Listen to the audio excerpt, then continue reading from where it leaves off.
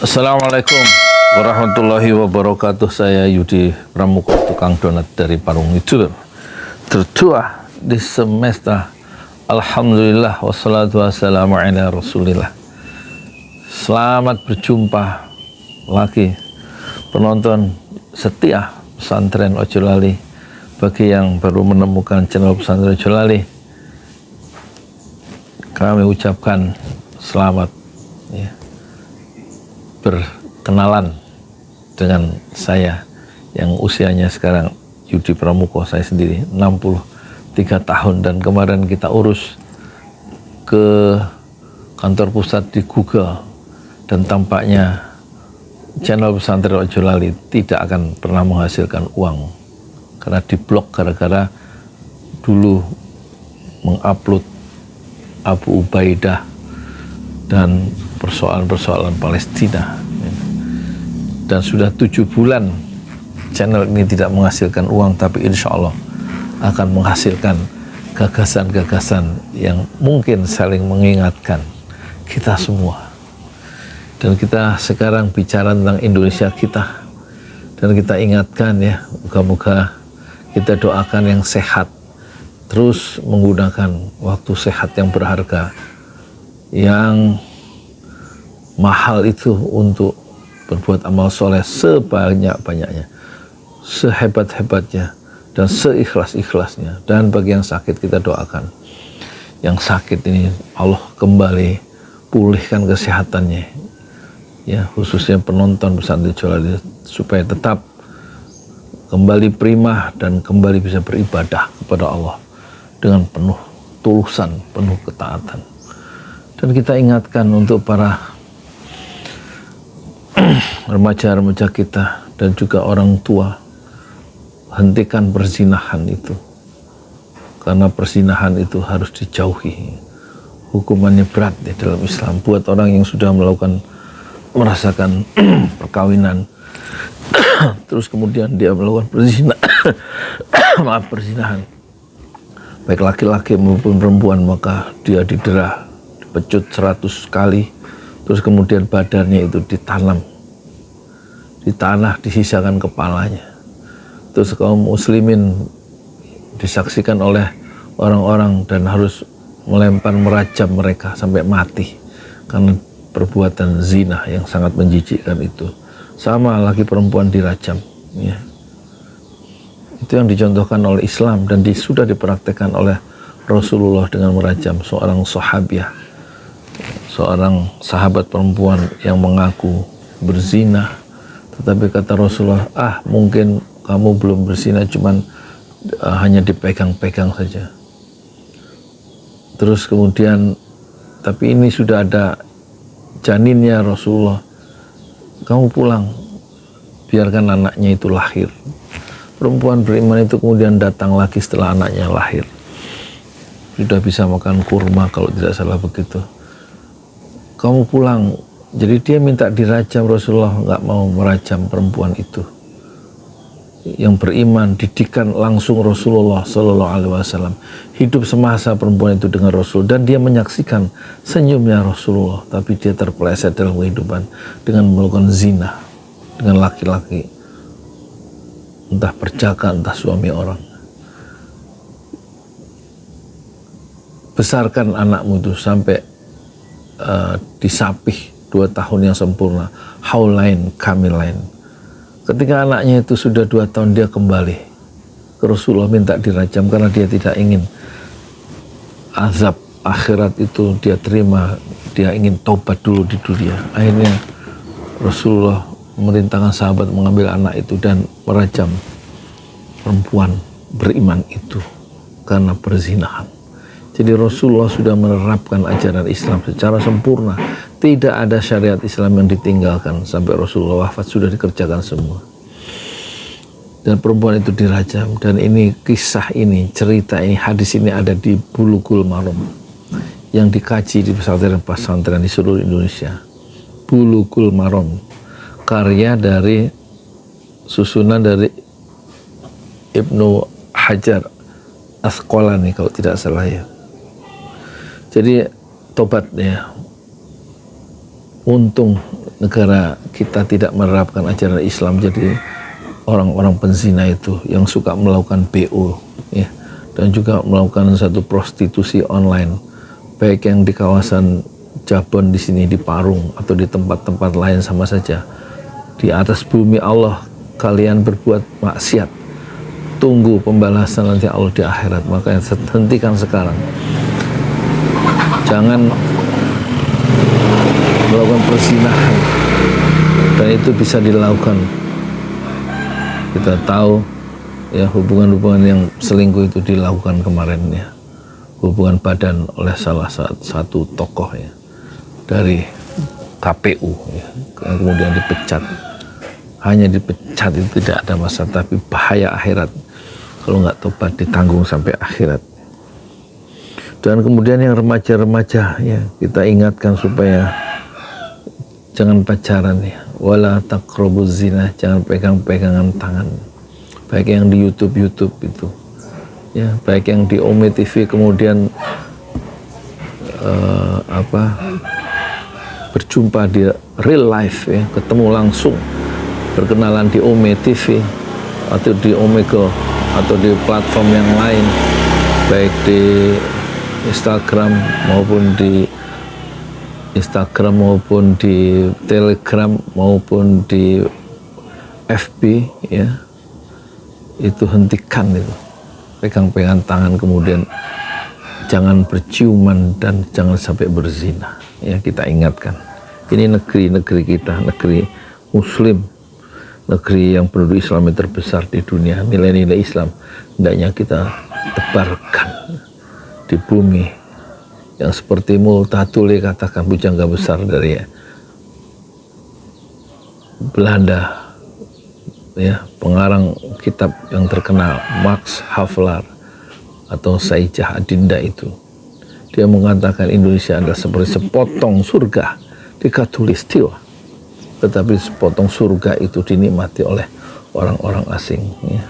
Nanti kita bahas tentang pemerintahan, tapi sebelumnya tentu kita ucapkan innalillahi wa inna ilaihi rajiun, telah berpulang ke rahmatullah kemarin, yaitu Ustadz Yazid Abdul Qadir Jawas, satu juru dakwah yang tegas ya, dan mempertahankan alam pendiriannya hingga usia 63 tahun, wafat di rumah sakit karena penyakit kanker di Bogor ya, di taman, di mana rumahnya itu, di komplek Tasmania ya.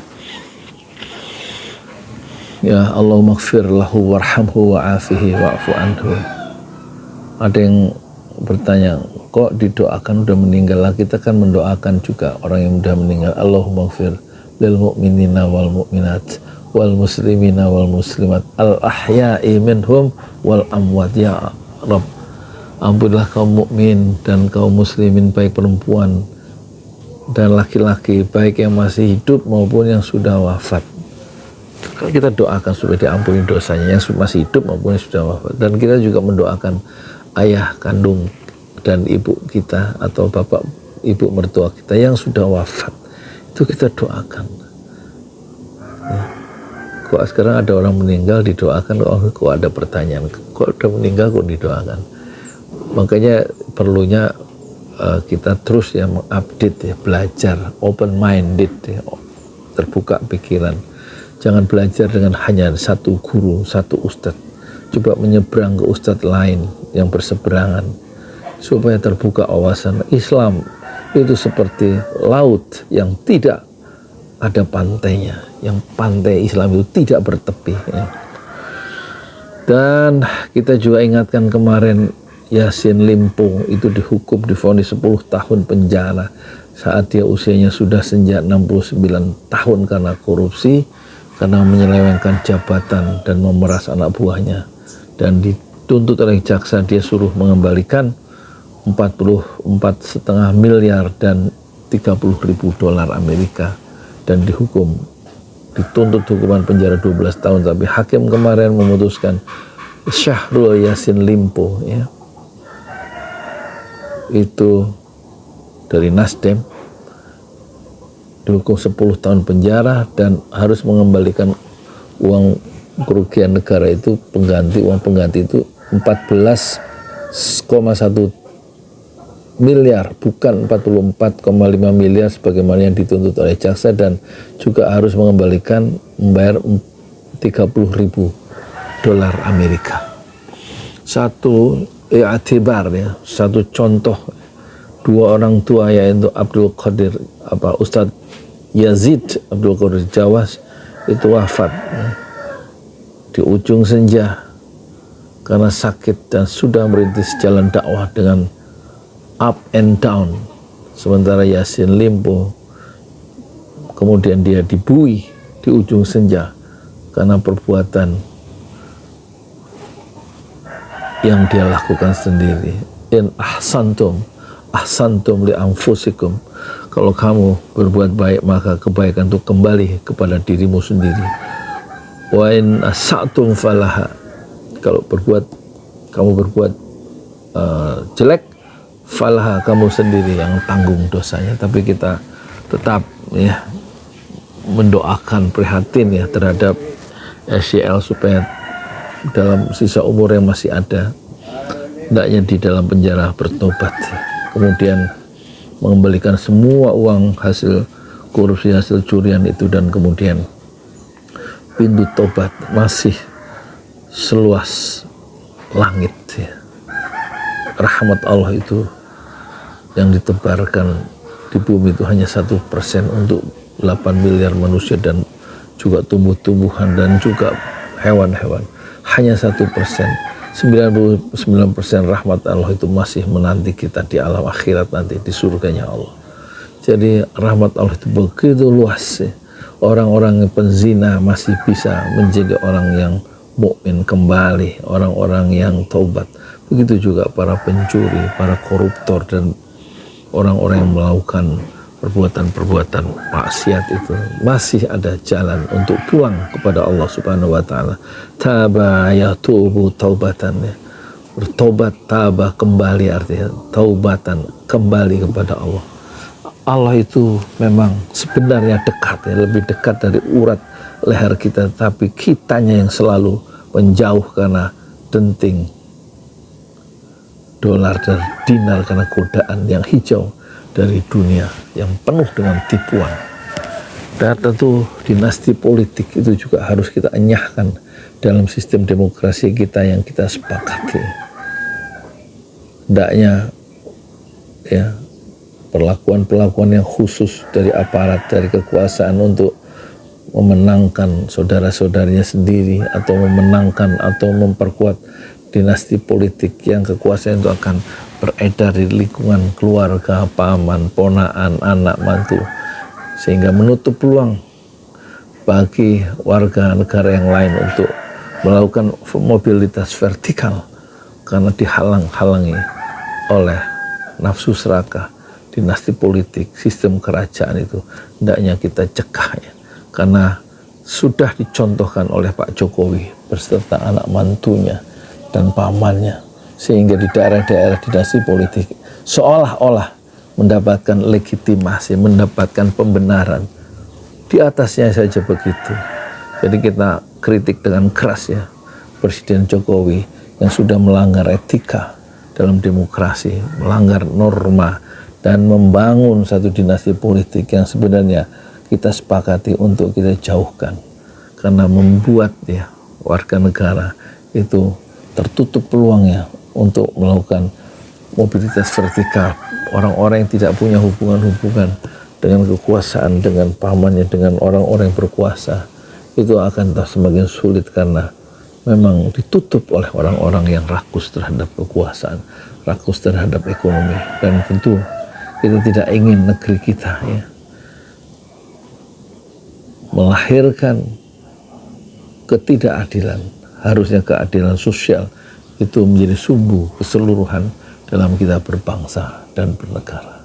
Dan yang tidak kalah pentingnya narkoba ya, narkoba ini luar biasa, tidak bisa dihambat bertonton masuk.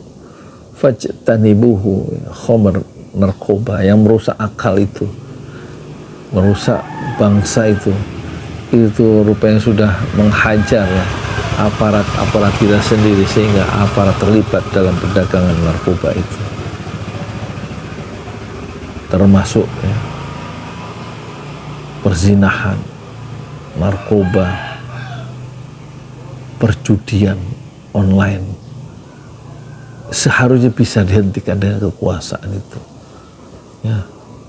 Judi harusnya ditumbuhkan adalah perdagangan, wirausaha di kalangan anak-anak muda dan juga bangsa ini, bukan judi online atau pinjaman online yang meminjamkan satu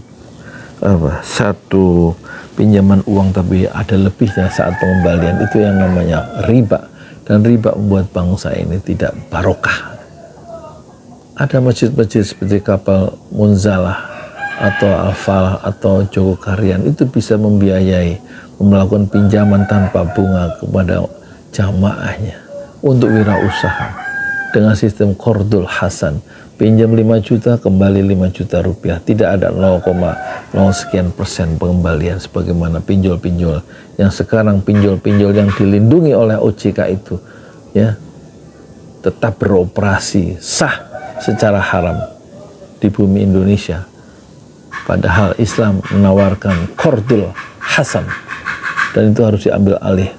Kalau memang tidak bisa oleh pemerintah, diambil alih oleh masjid-masjid nih, yang dananya dari infak, sodakoh, dan wakaf produktif dari jamaah, dengan melakukan pinjaman yang tidak dikembalikan dengan kelebihan bunga. Bisa dilakukan satu alternatif. Dan tampaknya tanpa Indonesia kita menurut sebagian orang itu gelap ya. Politik mencemaskan, ekonomi memburuk, banyak anak-anak muda yang kesulitan pekerjaan, susah untuk tersenyum karena pekerjaan begitu sedikit, pengangguran begitu banyak, pemerintah pembohong, tidak berhasil ya.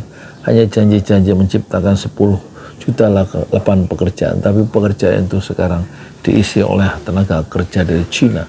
Ada 16.000 proyek-proyek Cina di Indonesia dengan orang-orangnya sekalian yang bekerja di sana. Hanya sedikit pegawai-pegawai lokal dengan gaji standar UMR, sementara pegawai-pegawai dari Tiongkok itu pakai standar internasional. Menurut Hasan Faisal Basri, gaji mereka antara 17 sampai 52 juta khusus untuk orang-orang Cina di perusahaan-perusahaan Cina di Indonesia di nikel itu. Sementara Indonesia digaji di perusahaan Cina itu dengan standar upah minimum provinsi atau upah minimum regional. Di mana pertanyaannya? Di mana keadilan sosial itu bagi seluruh rakyat Indonesia? Ini diatur hanya oleh kekuasaan pemerintahan yang baru nanti. Tetapi pemerintahan baru lahir karena kontroversi kecurangan, awal yang buruk, mereka memulai dengan kecurangan, tapi kita tetap berharap ya, kesalahan-kesalahan lewat konstitusi baik MK ataupun MA sehingga melahirkan pemimpin-pemimpin yang curang itu tetap ya bisa kembali kepada nilai-nilai keadilan, kembali kepada nilai-nilai kejujuran, dan melupakan atau mencampakkan kesalahan, menebus kesalahan-kesalahan yang mereka berbuat. Kesalahan-kesalahan dari partai-partai politik yang selalu melakukan transaksi untuk kepentingan mereka, karena mereka saling menyandera, karena mereka saling punya masalah, karena mereka saling menguras ya isi negeri ini dengan cara yang curang ya, sehingga mereka saling melindungi, saling menggerendel. Hendaknya pemimpin baru barangkali satu saat nanti Anies Baswedan bisa memperbaiki keadaan ini dengan cara bertahap, dengan sistem yang yang lebih struktur. Mungkin perubahan-perubahannya mengikuti pendekatan atomic habits, sedikit tapi terus menerus dalam sebuah sistem yang masih tidak ideal. Perubahannya sedikit, insya Allah lama-lama perubahan itu akan terjadi secara sistematik dan istimroriyah, continuing, berkelanjutan. Ini sekedar catatan untuk hari Jumat. Saat ini saya libur jualan bubur ayamnya untuk hari Jumat khusus sehingga bisa yang melakukan sedikit refleksi, mengingatkan kita bersama bahwa Indonesia itu jangan diserahkan kepada pejabat-pejabat yang korup, pejabat-pejabat yang rakus. Indonesia adalah milik kita bersama, jangan kita menumpang di negeri sendiri. Agus Salim, Haji Agus Salim, pahlawan nasional kita, pernah mengatakan 100 tahun yang lalu, sebagai tokoh Islam, dia mengatakan jangan kita menumpang di negeri sendiri. Di negeri sendiri jangan kita yang menumpang. Ini ucapan yang terkenal Haji Agus Salim di era kolonial Belanda. Di negeri sendiri jangan kita yang menumpang. Oleh karena itu kita adalah tuan rumah di negeri sendiri. Jangan orang lain, warga negara, orang-orang asing itu menumpang di sini, ya, atau menjadi tuan, kita jadi penumpang. Jangan sampai orang-orang Tiongkok dari luar itu menjadi raja di sini, sementara budak-budaknya adalah orang-orang pribumi. Orang-orang keturunan Arab itu menurut sidang BPUPKI adalah orang-orang pribumi. Yang disebut sebagai keturunan Yaman adalah orang-orang pribumi. Dan orang-orang yang bukan pribumi, yang tidak mau menjadi pribumi, adalah orang-orang Cina. Dan mereka lebih terikat pada tanah leluhurnya. Sementara orang Arab adalah orang pribumi. Baca lagi risalah-risalah di BPUPKI atau risalah tentang kemerdekaan kita. Saya Yudi Pramoko, tukang donat dari Bandung, YouTuber tertua di semesta Fasbir Sabrun Jamila. Bersabarlah dengan kesabaran yang indah. Assalamualaikum warahmatullahi wabarakatuh. Di jalan Allah. Ini Masjid Enam Syuhada lagi dikunjungi sama Ketua Hilmi. Modal awalnya berapa Pak Yudi Pramuko? 750.000. 750.000 rupiah aja. Jadi ini 500 jutaan nih barang. Sekarang udah habis 310. Masya Allah, tuh udah pakai keramik, plafonnya tinggal. Granit tuh kayak marmer. Tuh, Masya Allah nih, sampai juga kita ke sini. Masjid Enam Syuhada, ngapa namanya Masjid Enam Syuhada, Ya, Pak Yudi? kita mau mendokumentasikan perjuangan dakwah nama anak muda pengawal Habib Rizik Syihab itu. Masya Allah. Yang dibunuh sama orang jahat di kilometer 50. Kilometer 50 ya. Itu kan simbol memperjuangkan dakwah itu kita harus memberikan segalanya untuk Islam kan ya. Untuk Masya dakwah Islam. Allah. Dan nama anak muda itulah yang sudah memberikan segalanya untuk Islam. Masya Allah. Apa nanti nama pemuda itu ada juga di sini mungkin diterangkan? Mungkin namanya 6 syuhada. 6 syuhada itu, Ya. 6 syuhada dipasang di sini, 6 syuhada. Bipali, apa yang dikomentarin dari ini semua, Bipali? Masya Allah, luar biasa. Dari uang 700.000, kalau pengen ternyata bisa. Bisa. Allah kirim. Tuh, bisa. Ya, dengan masuk satu gang kecil, tapi Bapak ini luar biasa. Kecil tuh. Oh, Masya Allah ya. Satu call aja. Masya Allah. Perjuangan Pak Yudi Pramuko, YouTuber sejagat paling tua. Tertua di semesta. Tertua di semesta. Masya Allah. Tukang donat. Tukang donat. Tukang donat dari Paru. Ini saya laporkan dari lapangan ini, langsung dari Masjid Enam Syuhada. Masya Allah. Dan ini dia. Dalam lihat ah. Tuh lihat tuh masjidnya. Tuh imamnya di situ tuh. Malam-malam lagi kita. Masya Allah. Masih kurang nih. Atapnya katanya transfer aja. Masjid Enam Syuhada sebentar lagi selesai. Dinding lubang angin sebagian sudah terpasang, lantai 2, dan kemudian plafon termasuk lantai bukan keramik, granit 150 dus bersama tiang-tiang yang ada 16 setinggi 4,5 meter. Kemudian finishing terakhir adalah tangga menjebol atap ya, lantai pertama untuk masuk ke lantai 2. Inilah Masjid Enam Syuhada. 2,5 tahun lalu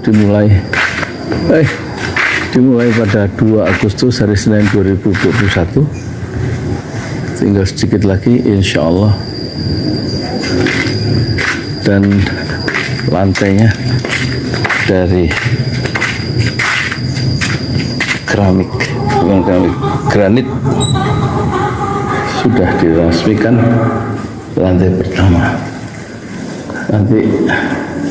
Lantai kedua lewat sini tangganya jebol untuk masuk ke lantai 2. Inilah Masjid 6 Syuhada yang sangat megah karena dari bahan-bahan pilihan kualitas nomor 1.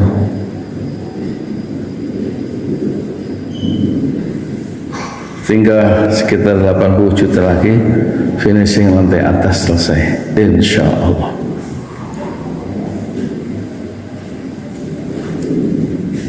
Ya, inilah Masjid 6 Syuhada yang sangat bersejarah, ya, dalam sejarah dakwah Indonesia modern, insya Allah, karena ini dibangun dalam konteks kezaliman rejim penguasa yang sudah membunuh 6 santri dari front pembela Islam, dan kita abadikan pengorbanan dan perjuangan dakwah mereka sehingga kita sebut namanya Masjid 6 Syuhada. Mereka mengawal perjalanan dakwah gurunya Habib Rizik Syihab, dan mereka dicegat oleh orang-orang jahat di kilometer 50. Saya Yudi Pramuko, tukang donat dari Parung Juber, tertua di semesta Fasbir Sabrun Jamila, bersabarlah dengan kesabaran yang indah. Assalamualaikum warahmatullahi wabarakatuh.